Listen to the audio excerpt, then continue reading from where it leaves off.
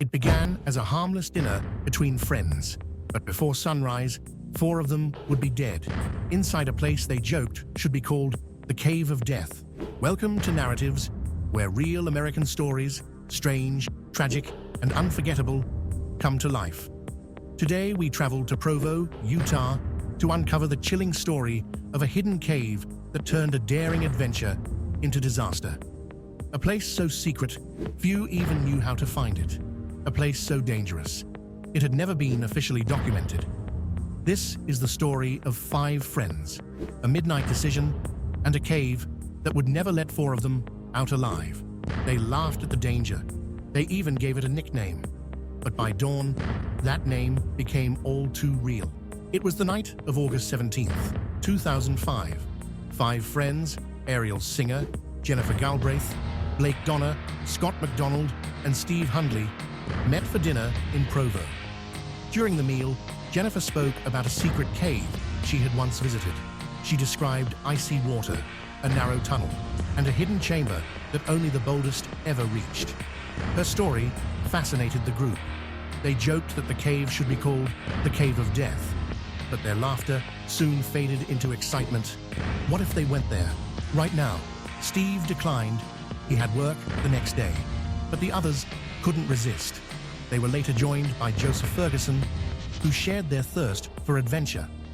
Around 3 a.m., they arrived near Y Mountain on a former golf course. With only 2 flashlights, they searched in the dark until they found a narrow stream of water coming from the earth. That was the entrance. One by one, they crawled inside. Joseph entered briefly, then decided to wait outside. Something didn't feel right, but the others continued deeper. The cave was small, wet, and cold. Eventually, they reached the flooded tunnel Jennifer had mentioned. It was just 10 feet long, she said. You could pull yourself through it using a rope tied from one end to the other. One by one, they dove into the icy water, held their breath, and made it through. They emerged into a small chamber, chest deep in water. They shined their lights around. It was magical, untouched, secret, forbidden.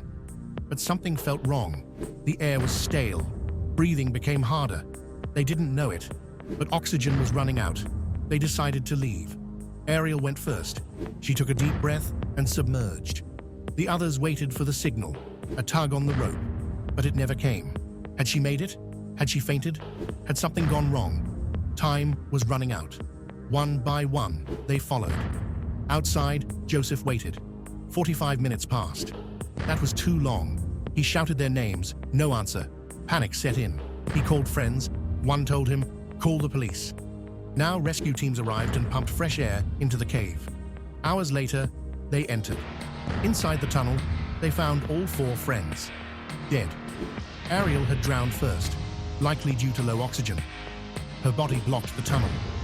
The others, unable to pass, followed her into death. The cave was sealed with concrete. A plaque was placed with their names.